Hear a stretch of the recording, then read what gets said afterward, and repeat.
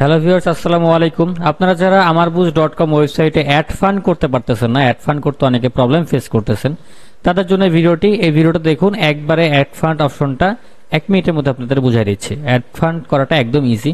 সেটা just add fund অপশনে চলে যাবেন, আপনার ফোন থেকে হোক বা পিসি থেকে হোক, যেখান থেকে হোক অ্যাড ফান্ড যে অপশনটা এটা পেয়ে যাবেন। অ্যাড ফান্ড অপশনে ক্লিক করলেই প্রথমে দেখবেন এরকম শো করতেছে উদ্যোক্তা পে, বিকাশ, রকেট, নগদ, উপায়, ব্যাংক, অটোমেটিক পেমেন্ট সিস্টেম। হ্যাঁ, এখানে মিনিমাম 20 সেন্ট ডিপোজিট করা যায়। মিনিমাম 20 সেন্ট আপনি ডিপোজিট করতে পারবেন। ডলারের হিসেবে কত টাকা হয় সেটা শো করবে। কিভাবে শো করবে সেটা আমি দেখাচ্ছি।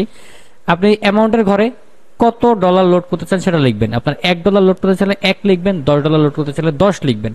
অনেকে ভুল করে কি, ওরা মনে করে টাকা টাকা মনে করে এখানে 200 টাকা লোড করতে চায় 200 লেখে, কিন্তু আসলে 200 এখানে টাকা হবে না, ওটা হবে ডলার। ঠিক আছে, তো সেক্ষেত্রে আপনি কত ডলার লোড করতে চান সেটা লিখবেন। যেমন আমি এখন লোড করতে চাই 0.50 সেন্ট, ঠিক আছে, 0.50 এটা লিখলাম। আপনি যদি $10 লাগে আপনি এখানে লিখবেন 10। আপনার যদি $50 লাগে আপনি লিখবেন 50। আমার লাগে 50 সেন্ট, আমি 0.50 লিখতেছি।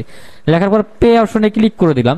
ক্লিক করার পর একটু ওয়েট করবেন, একটু টাইম নিতে পারে। এখানে চলে আসবে বিকাশ, নগদ, রকেট, উপায়, এই সিস্টেমগুলো চলে আসবে। আপনি যেভাবে পেমেন্ট করতে চান সেটা সিলেক্ট করে দিবেন। আমি বিকাশে পেমেন্ট করতে চাই, বিকাশে সিলেক্ট করলাম।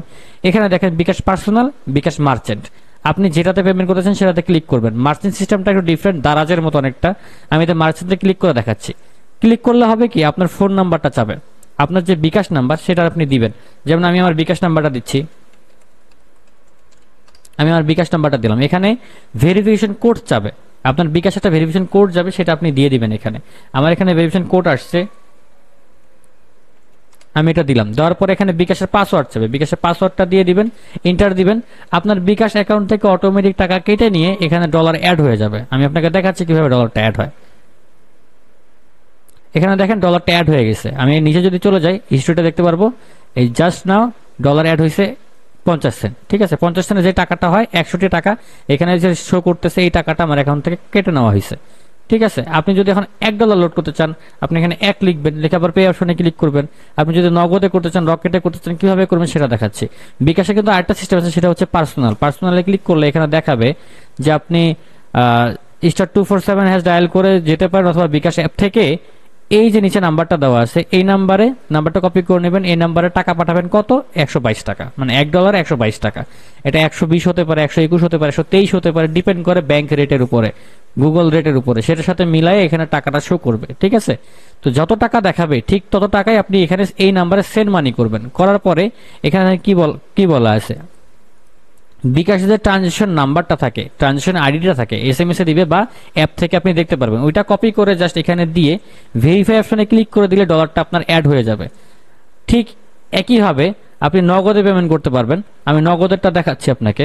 নগদে এখানে ক্লিক করবেন। ক্লিক করলে দেখেন এখানে সেম, নগদের সিস্টেমটাও সেম। নগদে সেন্ড মানি করে দিবেন। এখানে বলে দেওয়া আছে সেন্ড মানি নাকি পেমেন্ট, কিভাবে টাকা পেমেন্ট করতে হবে এটু যেটা এখানে লেখা আছে। লেখাগুলো জাস্ট একটু পড়ে নেবেন, পড়ে নিলে আপনি বাকিটা বুঝতে পারবেন। আমি যদি রকেটে ক্লিক করি, রকেটও সেম, উপায়ও সেম। ঠিক সেম ভাবে আপনি যে সেখানে ট্রানজাকশন এটা দিয়ে দিলে আপনার ডলারটা অটোমেটিক ভাবে অ্যাড হয়ে যাবে। তো আশা করি এখন থেকে আর কোনো প্রবলেম হবে না ডলার অ্যাড করার জন্য।